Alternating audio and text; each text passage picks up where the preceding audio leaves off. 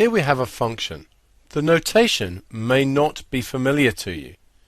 In English, this reads as f maps x to 3x plus 1. One way of viewing a function is as a calculating machine. This function takes a value x as input. It then processes this value by multiplying it by 3 and adding 1 to produce output. The output is known as f of x, or sometimes y.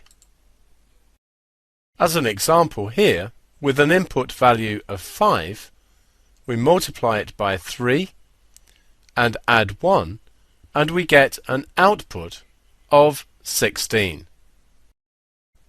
Here we have a set of input values. Any set of input values may be like this, just a few values, or it may be an infinite set of values, such as all of the real numbers. Each of these values is going to be processed. 3 zeros are 0, add 1 is 1. 3 twos are 6, add 1 is 7. 3 threes are 9, add 1 is 10. And 3 fives is 15, add 1 is 16. So we produce a set of output values.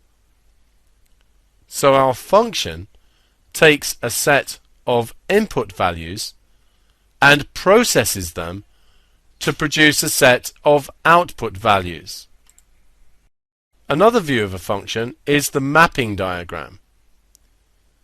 We have a set of input values, and the function maps each input value to an output value as we saw before.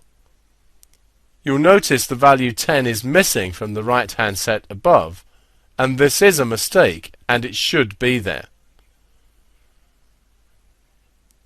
The set of input values is known as the domain.